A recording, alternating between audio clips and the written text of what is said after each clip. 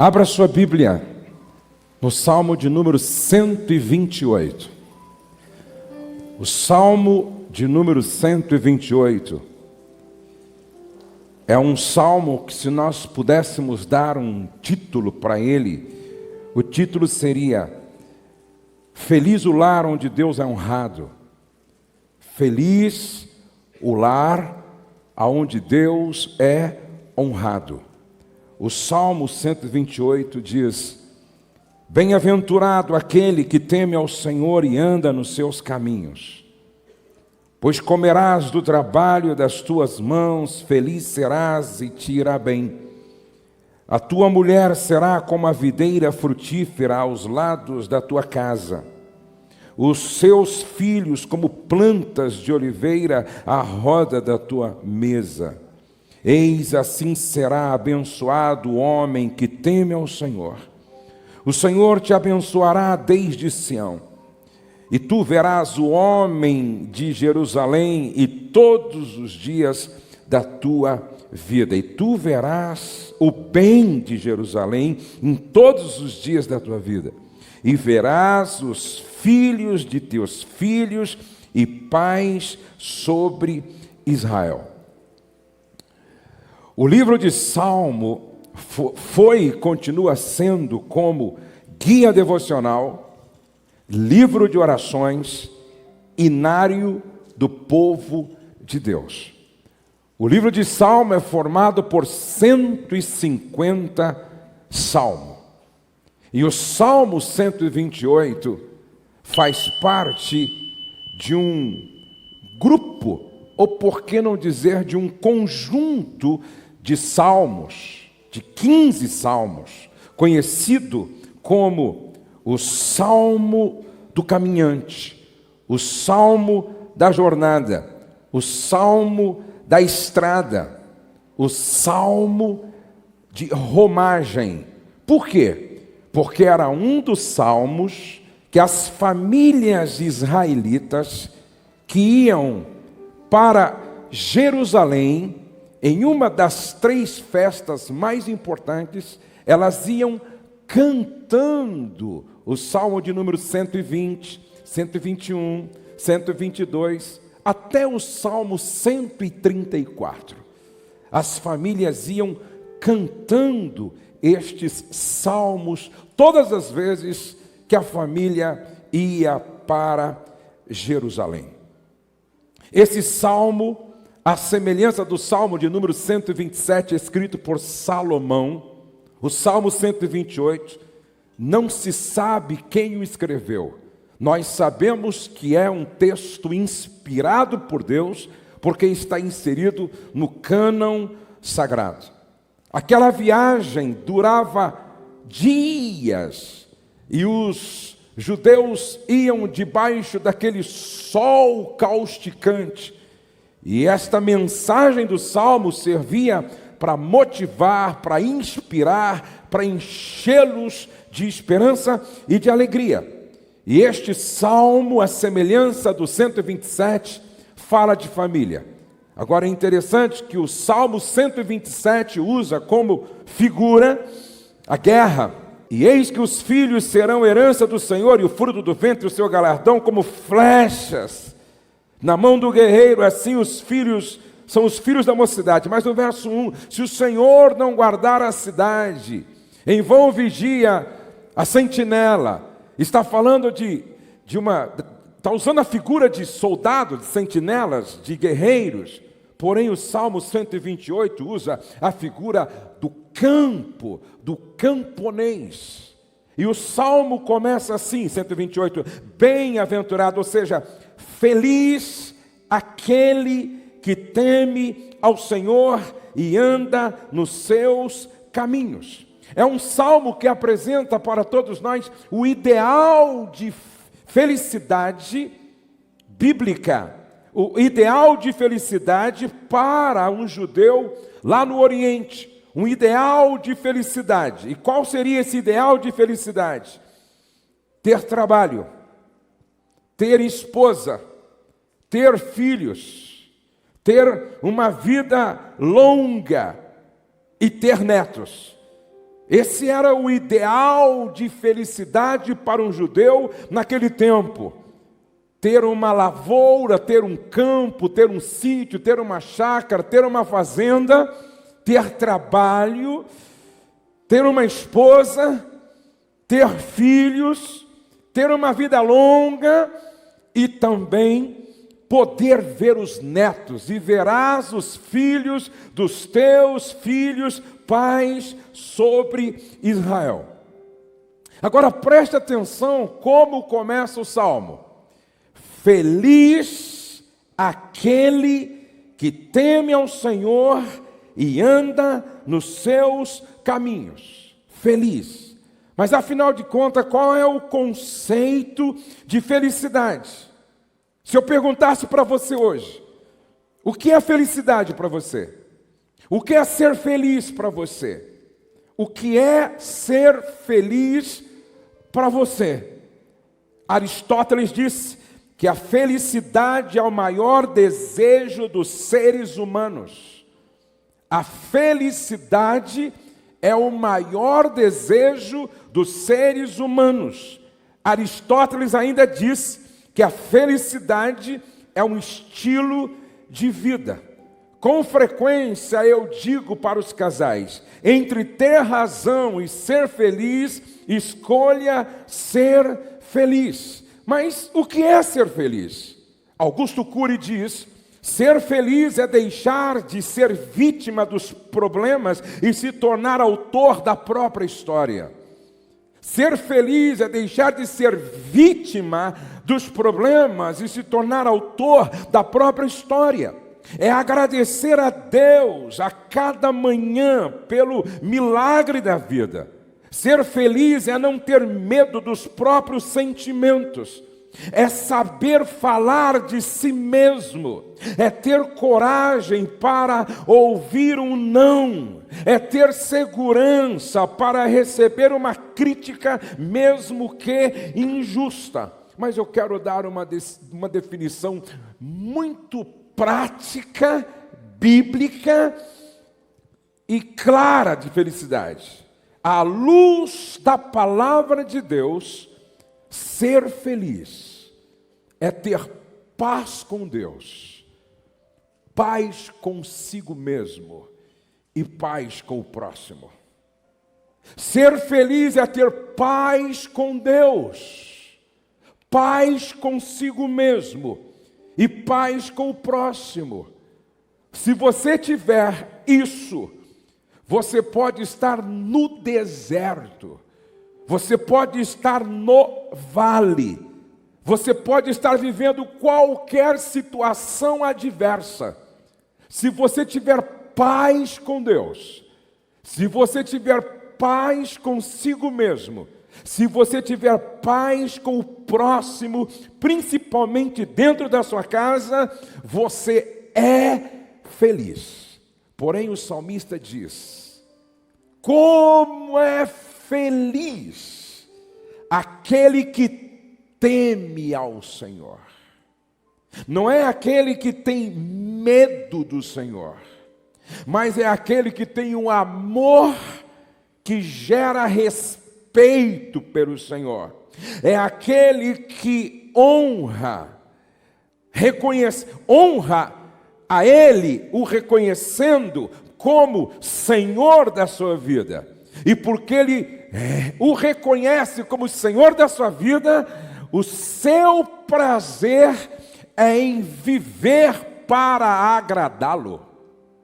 Como Ele o reconhece, como Ele reconhece o Senhor como Senhor da sua vida, o seu prazer é viver para agradá-lo. Nesse sentido, ele teme ao Senhor. Agora a Bíblia diz no verso de número 2: pois comerás do trabalho das tuas mãos, feliz serás e te irá bem. O Salmo diz que o trabalho também gera felicidade. O trabalho também gera alegria. E ele associa o trabalho, ou por que não dizer, em algumas versões diz, feliz e próspero serás. Ou seja, ele coloca felicidade e prosperidade logo depois do trabalho. Do trabalho das tuas mãos comerás, feliz serás e tudo te irá bem. Olhem para cá, por favor. Como eu gostaria que todos os rapazes que estão namorando estivessem aqui.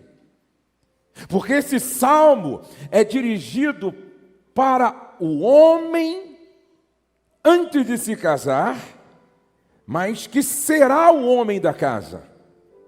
Está falando primeiro com o homem solteiro, logo em seguida vem o homem casado, logo em seguida vem o homem pai, logo em seguida vem o homem avô.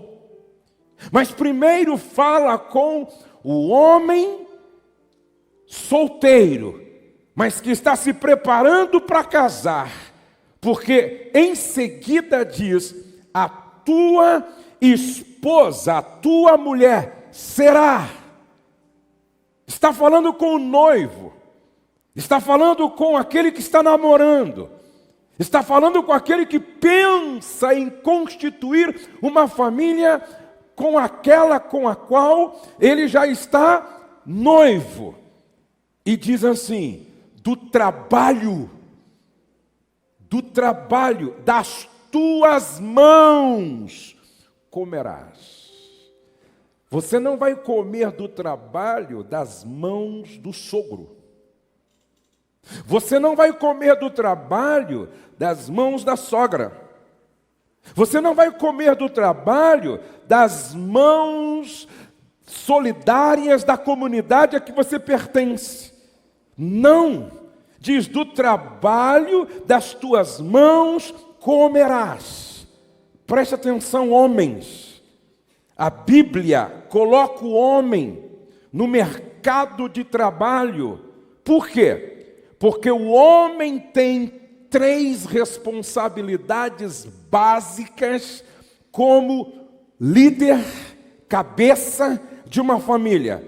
Primeiro, a responsabilidade de dar proteção. Segundo, a responsabilidade de dar provisão. Terceiro, a responsabilidade de dar direção. Repete comigo: provisão, direção, proteção.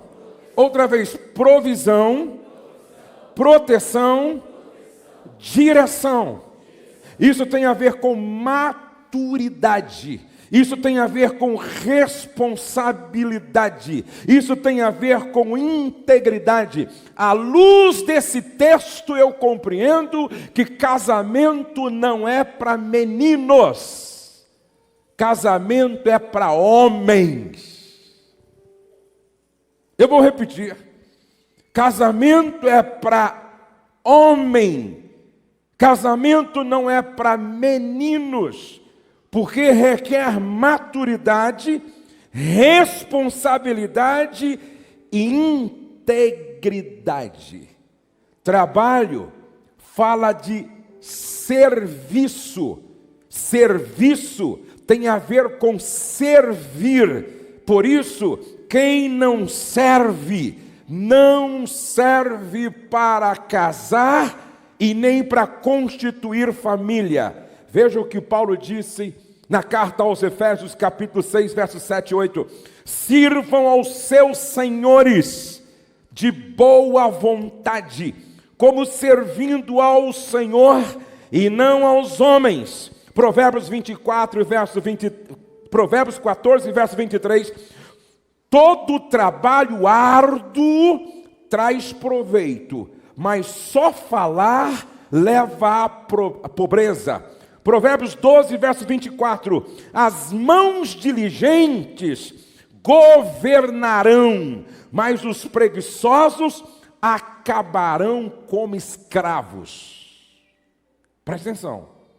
As mãos do trabalhador, as mãos dos que vão à luta, as mãos dos que não têm preguiça, as mãos do diligente, preste atenção, governarão, Olha como está escrito na Bíblia a mensagem: o que é proativo, que tem iniciativa própria, que acorda cedo, que vai atrás, que arregaça as mangas, sobressai e se torna líder. Mas o preguiçoso não tem jeito, será dominado.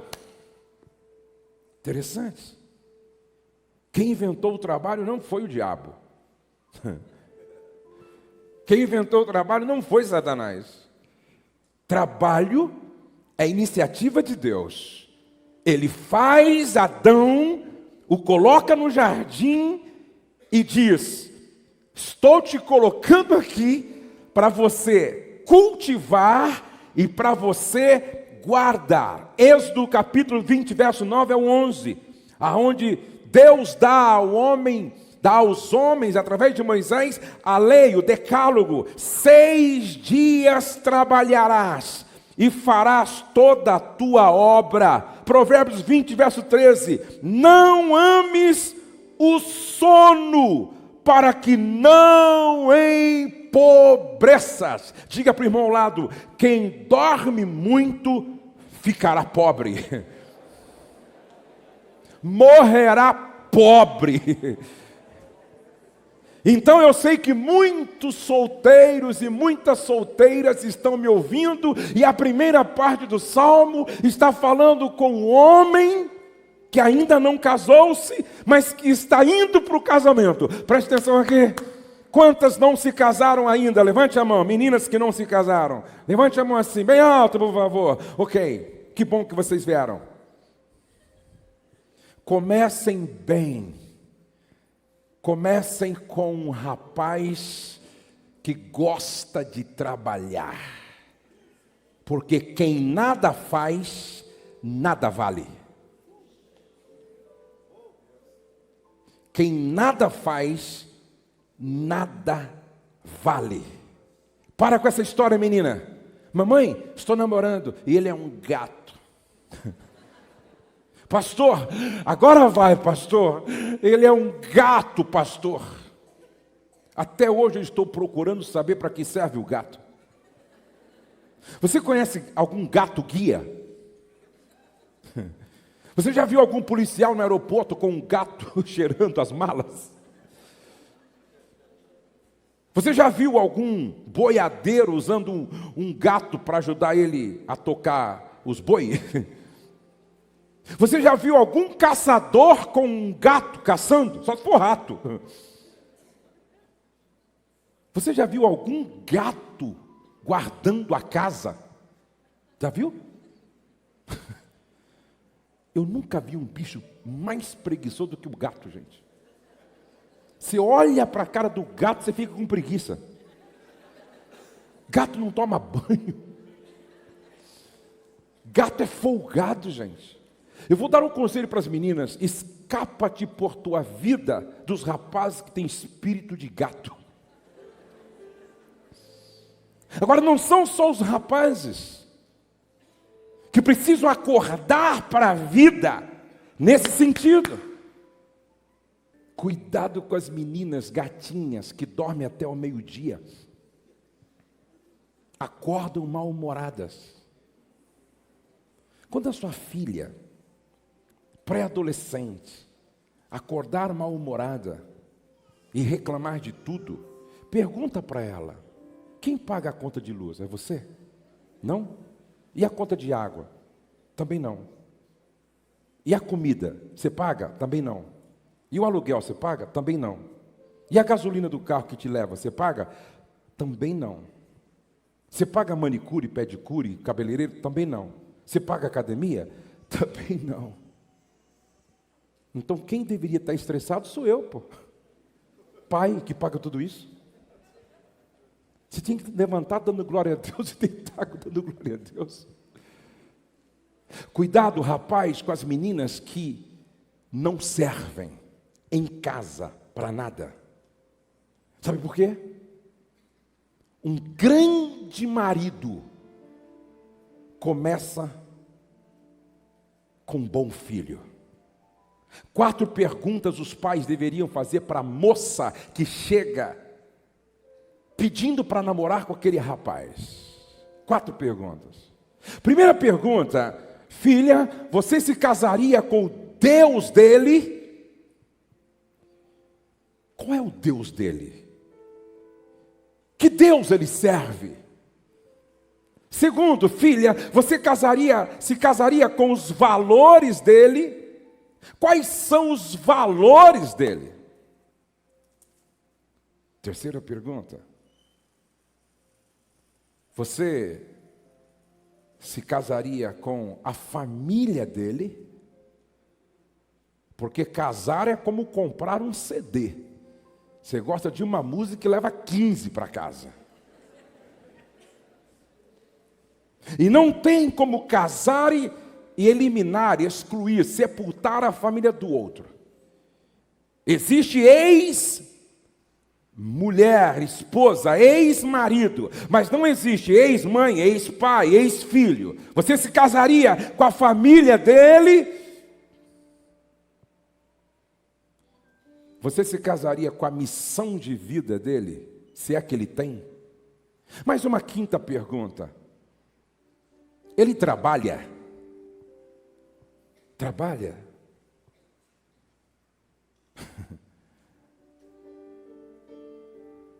Ele trabalha? Ele ganha o mínimo necessário para sustentar você?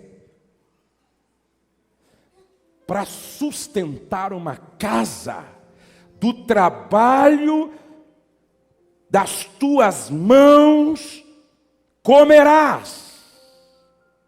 Isso aqui está falando de maturidade. Isso aqui está falando de responsabilidade. Isso aqui está falando de integridade. Para ser o homem da casa, precisa ter responsabilidade. Casamento é para homem e não para meninos. Isso aqui está falando de maturidade, responsabilidade. Isso aqui está falando de integridade de caráter.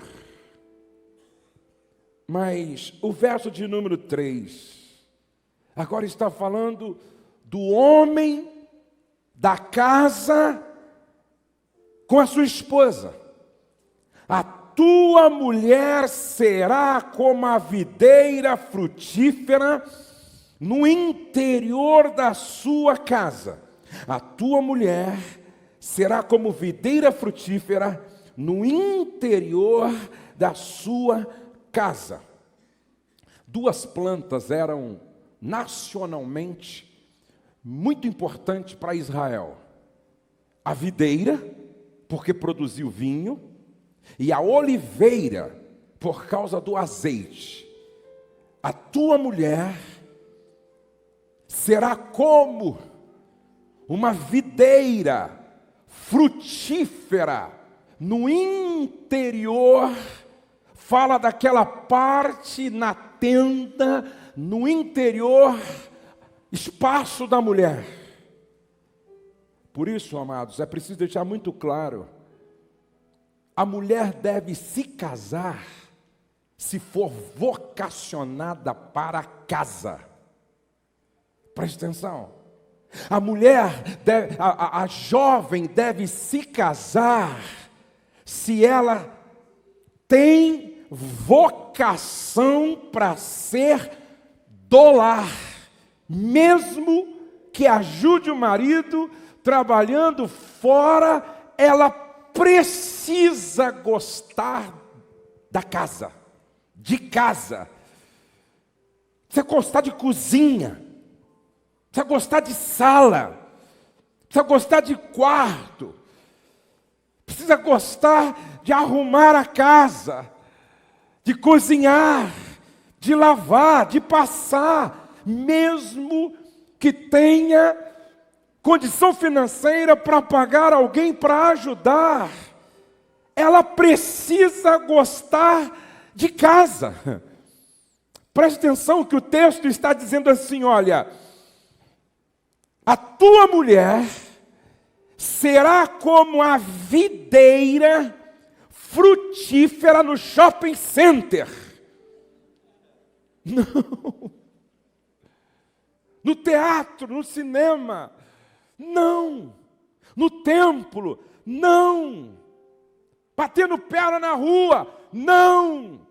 A tua mulher será como videira frutífera no interior da sua casa. E por que videira frutífera? Porque vai produzir alegria, gerando filhos. Mas não só nesse sentido. Da videira sai o vinho. E no Salmo de número 104, relaciona o vinho com alegria. Retraduzindo esse texto, a tua mulher será uma fonte de alegria no interior da sua casa. A sua mulher será uma fonte de alegria no interior da sua casa. Uma fonte de alegria como esposa. Uma fonte de alegria como mãe. Não verá os filhos como pragas. Ela não verá os filhos como estorvo. Não verá os filhos como problema. Preste atenção. Todo casal judeu, nessa época, queria ter muitos filhos. A família tinha muitos filhos. 8, 10, 12, 13, 14 filhos. Muitos filhos. Por algumas razões. Primeiro, uma mulher que não gerava era tida debaixo de maldição. Cada filho representava uma bênção, bênção, bênção, bênção, bênção, presente de Deus. Segundo, porque tinha mais mão de obra. E terceiro, porque todo casal judeu nutria a expectativa de ser mãe do Messias. Dá para você imaginar aquela família enorme sentada ao redor da mesa, e o pai olhando para os filhos e pensando: será que esse não é Messias? Será que aquele não é o Messias? Será que aquele outro não é o Messias? Será que aquele outro não é o Messias? Porque todo casal judeu nutria expectativa. Eis a razão porque Ana sofria com a sua esterilidade, por não poder gerar, porque não havia nela essa expectativa. Ela não podia nutrir a expectativa de ser mãe do Messias. Porque toda mulher judia nutria a expectativa de ser mãe de Jesus, de ser mãe do Messias. Esta mulher era fonte de alegria como esposa, mãe e avó no interior da sua casa. Qual o perfil desta mulher que é fonte de alegria à luz da Bíblia? Qual o perfil da mulher que é fonte de alegria no interior da casa à luz da Bíblia? Primeiro, Provérbios 14:1.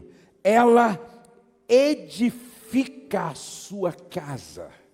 Ela constrói, ela levanta, ela ergue a sua casa, diferente da tola que com as próprias mãos a derruba.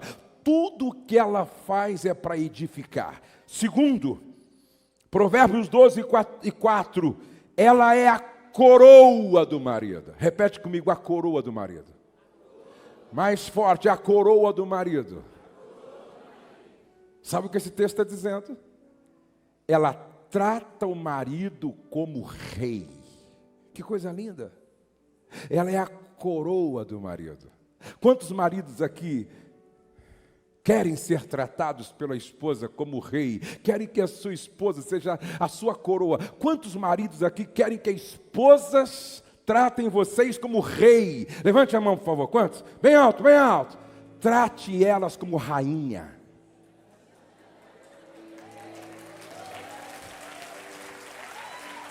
É simples assim. Quer ser tratado como rei?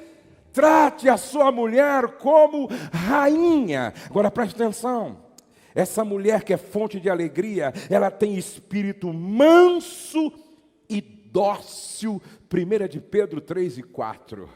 Manso, calma, serena, tranquila. Ela conta até 10. Se precisar, ela conta até 50. Parece com a sua esposa, né, irmão? 4, Provérbios 31 e 26, diz que ela abre a boca com sabedoria. Uma mulher que abre a boca com sabedoria, ela fala o certo, na hora certa, da forma certa, no lugar certo. Número 5, essa mulher que é fonte de alegria, ela tem autoestima. Cantares capítulo 1, versos 5 e 6, muito interessante esse texto. Ela diz assim, olha, os meus irmãos se revoltaram contra mim e me colocaram para guardar as vinhas deles. E eu fiquei tanto tempo exposta ao sol que a minha pele ficou queimada e escurecida. Porém, olha que coisa linda. Porém, eu continuo bela como as cortinas do templo de Salomão. Você lê o livro de Cantares, você vê algo extraordinário nesta mulher. A sua autoestima, a sua autopercepção. Ela diz assim, eu sou o lírio dos vales e a rosa de Saron. Irmã, a maneira como você se enxerga determina a sua felicidade ou infelicidade. A maneira como você se percebe determina o seu sucesso ou o seu fracasso. A maneira como você se enxerga determina até aonde você irá. Eu vejo mulheres bonitas se achando feias. Essa mulher diz, estou com a minha pele escurecida, porque meus irmãos me fizeram ficar exposta no sol, lá na lavoura, cuidando das vinhas deles. Porém, quando eu me vejo, eu me enxergo tão bela como as cortinas do palácio de Salomão. Como é que você se vê? Eu estava em Londres, ministrando. Depois do culto, fui almoçar com um grupo de esposas de pastores e pastores. E eu e a Rose vimos lá, né, Rose? Uma esposa de pastor que estava batalhando para emagrecer. E ela tinha já perdido alguns quilos, não é? Só que ainda não estava no peso ideal. Mas ela fazia cada brincadeira com ela mesma. E ela falava de um jeito assim, como sendo a dona da cocada preta. Ela brincando com a sua própria, com o seu próprio peso. E ela se achava, assim, a mais bonita de todas. Eu achei aquilo maravilhoso. Passe a se enxergar como Deus te vê. Quando Deus olha para você, Ele diz, pérola de raro valor. Quando Deus olha para você, Ele diz, você é a menina dos meus olhos. Quando Deus olha para você, Ele diz, você é templo do meu Espírito Santo. Quando Deus olha para você, Ele diz, você é a catedral móvel que transporta a minha glória. Quando Deus olha para você, Ele vê Jesus em você. Por isso, se enxergue como Deus te enxerga. Se perceba como Deus te percebe. E aí, você diz, mas o meu marido, se o teu marido te ama, ele sempre vai olhar para você com as lentes do amor. E essas lentes fazem milagre, gente. Às vezes eu vejo assim algumas irmãs dizendo assim, ó, o marido não é aquela coisa toda, não é? O marido não está com essa corda toda. E eu vejo algumas irmãs falando assim, numa roda, é um gato, não é? É lindo, não é? Olha que maravilhoso. Aí você diz assim, o amor faz milagre. A beleza está nos olhos de quem vê. Presta atenção, a beleza está nos olhos de quem vê. Número 6, Provérbios 31, 23, essa mulher que é fonte de alegria, ela é a causa do sucesso do marido. Irmã, olhe para cá. A maneira como o seu marido se veste revela o tipo de mulher que ele tem. A Bíblia está dizendo que esse homem, ele era respeitado quando se assentava com os anciões na porta, por causa da mulher que ele tinha. Preste atenção, uma mulher sábia se torna a causa do sucesso do marido. Vocês ouviram aqui o Delino dizendo, eu liguei para minha mulher e disse para ela, surgiu uma oportunidade, fico aqui ou não? E a mulher sábia disse, fica. Enviou roupa para ele. Preste atenção, mulher visionária, mulher que enxerga além, mulher que se torna a causa do sucesso do marido, porque é positiva, é otimista. Provérbios 31, 24, ela é proativa, tem iniciativa. Aqui diz que esta mulher, ela faz roupa, ela vende roupa, ela avalia uma propriedade, ela compra, ela negocia, ela é proativa, ela não espera o marido empurrar ou uma situação catastrófica obrigá-la. Ela toma a iniciativa para fazer as coisas acontecer. Ela não fica apenas reclamando em casa, murmurando, não. 8, ela tem visão positiva do futuro. Provérbio 31, 25, diz que ela ri ao olhar para o futuro.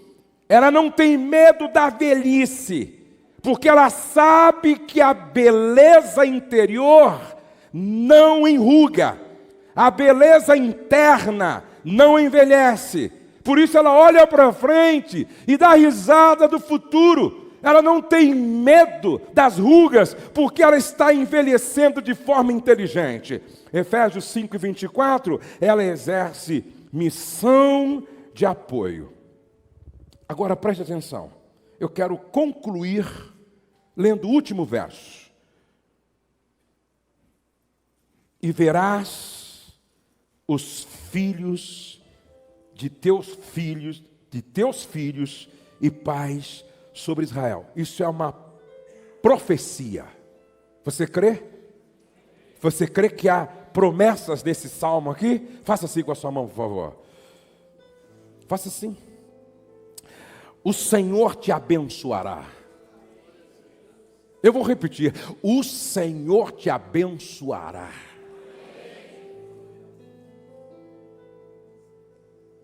Desde Sião, e tu verás o bem da sua cidade em todos os dias da tua vida.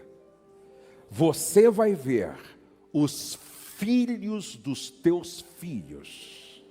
Você vai ver, sabe o que eu estou dizendo aqui, gente? Você vai viver muito debaixo da bênção de Deus. Sua vida não apenas será longa, mas debaixo da bênção de Deus. E verás os filhos dos teus filhos. Longevidade. Quantos querem viver muito aqui? Levante a mão e diga amém. Gostei desse amém. O céu é uma maravilha, mas ninguém quer ir para lá antes da hora, não é verdade? Diz que a fila Diz que a morte é uma fila e cada um tem o seu número. E a fila está andando. E a única fila é que ninguém se entristece quando o outro passa na frente.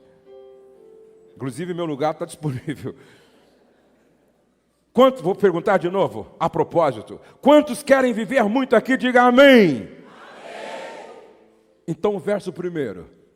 Tema o Senhor e anda nos seus caminhos. Primeiro conselho, quer viver muito? Tema o Senhor e anda nos seus caminhos. Segundo conselho, durma bem. Quantas horas você está dormindo por noite? Ah, pastor, eu durmo 3, 4 horas por noite. Muito pouco. Você tem que dormir pelo menos 7 horas por noite.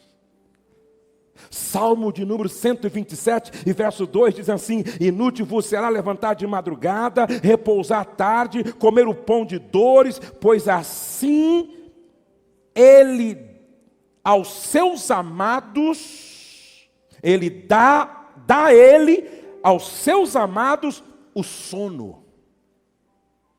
Se o sono não fosse importante, Deus não teria se preocupado em deixar registrado na palavra: aos meus amados eu dou sono. Olhe para o irmão ao lado e pergunte: você está dormindo bem? Preste atenção. Tem muita gente que acorda mal-humorado, irritado. Tem muita gente que levanta da cama perturbado. E aí, alguns dizem assim: o diabo está furioso, a minha esposa está furiosa, a minha sogra está furiosa, o meu sogro está furioso, lá no trabalho o diabo está solto. E às vezes não é o diabo. É que, por que você não está dormindo bem? E você dorme às vezes 3, 4 horas e não atinge o sono REM. Na verdade, você não dormiu bem. O pouco que você dormiu, aí você acorda com os nervos à flor da pele.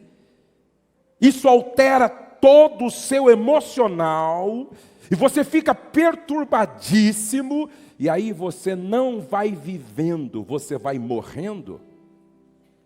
Terceiro conselho: se alimente de forma inteligente.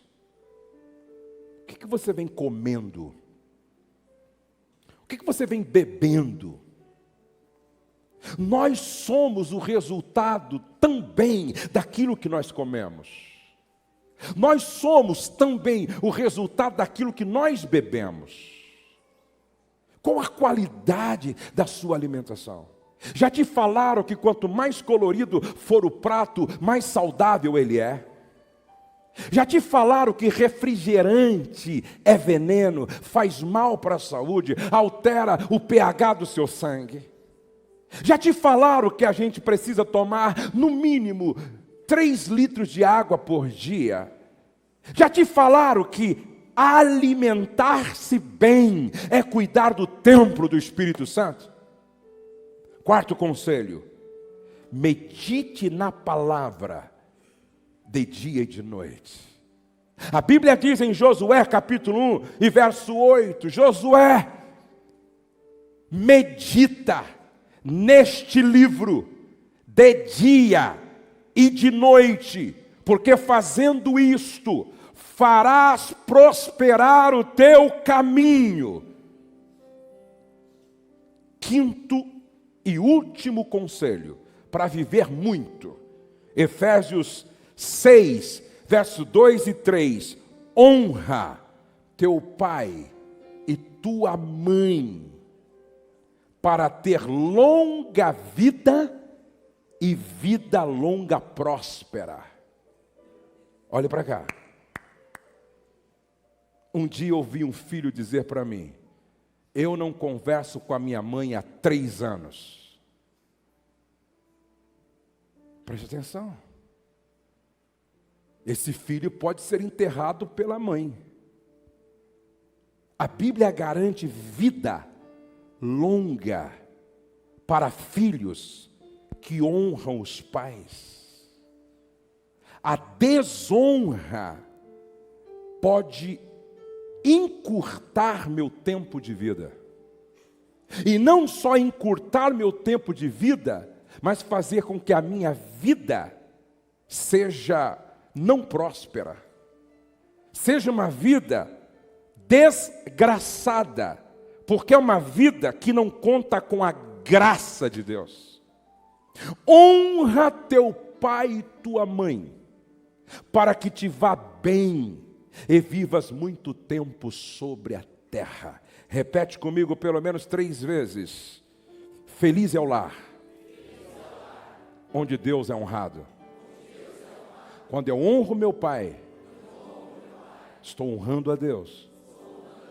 Quando eu honro minha mãe, estou honrando a Deus.